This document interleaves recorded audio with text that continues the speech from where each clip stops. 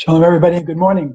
Last night, I got back from a weekend in San Antonio, Texas, visiting my son, Levi, who had asked me to come to spend the weekend with him, since his wife, of course, was in New York for the Kinus HaShluchos, for all the women. They had over 3,000 Rebbetzins, Chabad Rebbetzins from all over the world. It was quite an event, I understand. In any case, so while we was there on Sunday, went out with our grandchildren, and we figured we would go to Johnson City, which is about an hour outside of San Antonio, and we would visit the ranch, which is really called the White House, the Texas White House, for LBJ, Lyndon Baines Johnson, who was the 36th president of the United States.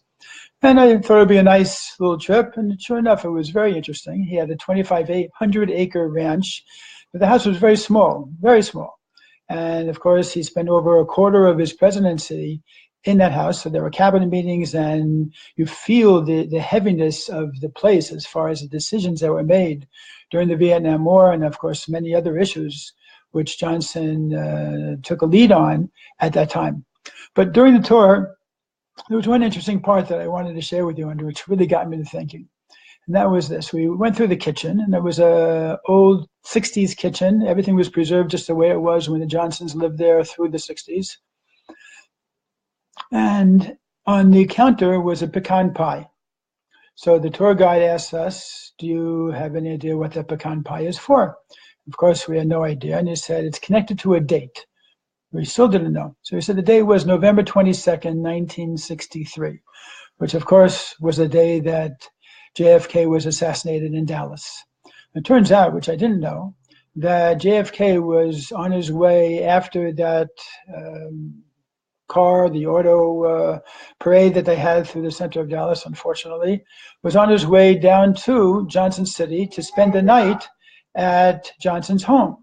So his 20 or so Secret Service people and cooks and chefs and managers and janitors and everybody else was getting the White House of Johnson City prepared for the visit of the President of the United States.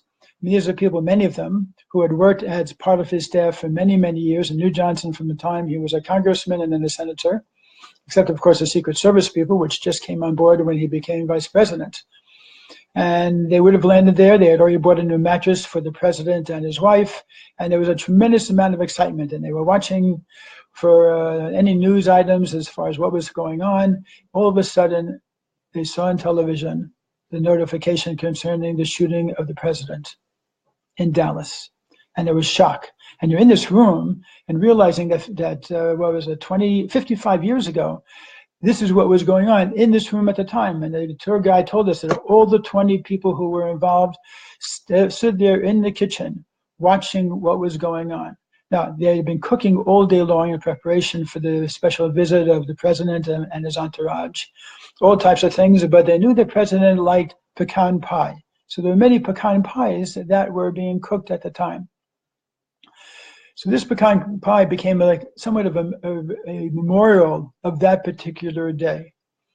Turns out that they found out that Johnson was safe. They had been afraid that since he was just 2 cars behind the president, perhaps he was shot as well. So they were relieved to find out that he was okay. But they got a call from Secret Service 2 hours after the shooting, notifying everybody in the building, in the White House in Johnson City, that they are now standing in the house of the President of the United States of America.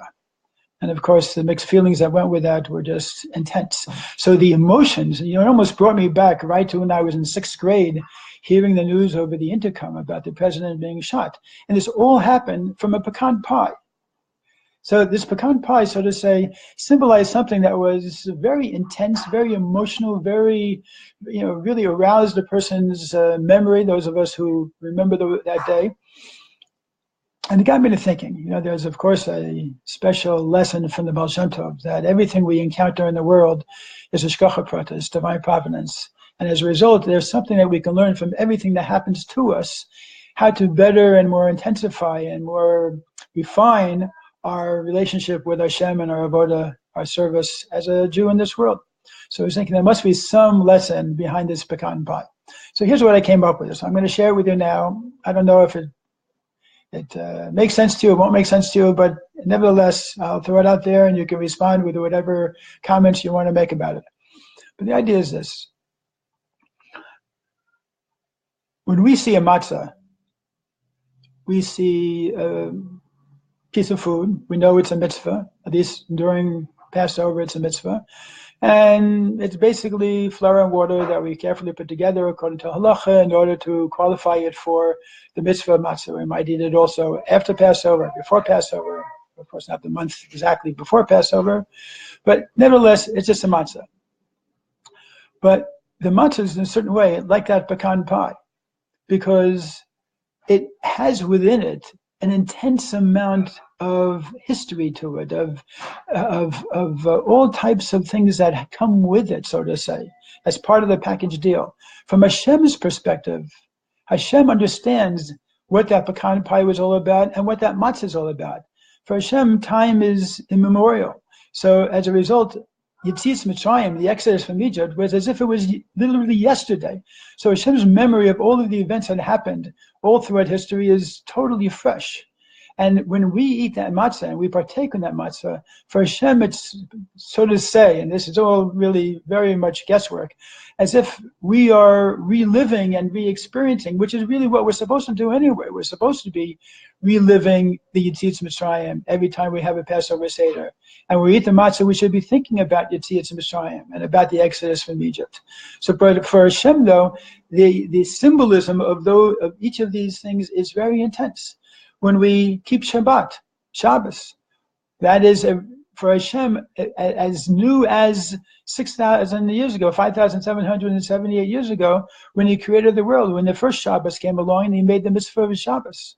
When we talk about any of the edus, whether it be a sukkah, whether it be belonging of a shofar, for Hashem, these are much more than just the symbols that they are to us. Of course, Chassidus helps us understand a little bit more of how Hashem looks at these mitzvahs and the effect they have in the higher worlds and what they do in terms of drawing down godliness.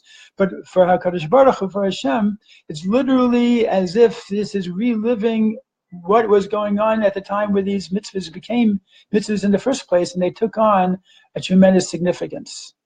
So for me, that was a little bit of an insight. I hope it helps you a little bit. But to realize that for us, even though we approach these mitzvahs, perhaps just, oh, this is a tefillin box. No, it's two tefillin, two black boxes with some parchments inside.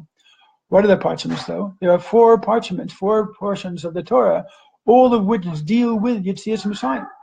So for us, it's two black boxes that we put on our head. But for Hashem, it's really the exact experience of coming out of Egypt, which is relived every single time a Jew puts on tefillin. When a woman lights Shabbos candles, it's reliving the first Shabbos.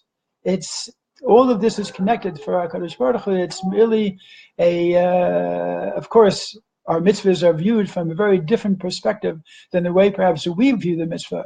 And that was just a little bit of an idea that came to my mind as far as perhaps how Hashem relates to our mitzvahs. Just like we might look at the pecan pie and just say it's a pie, but really it's much more than what it appears to be. Have a good day. See you tomorrow.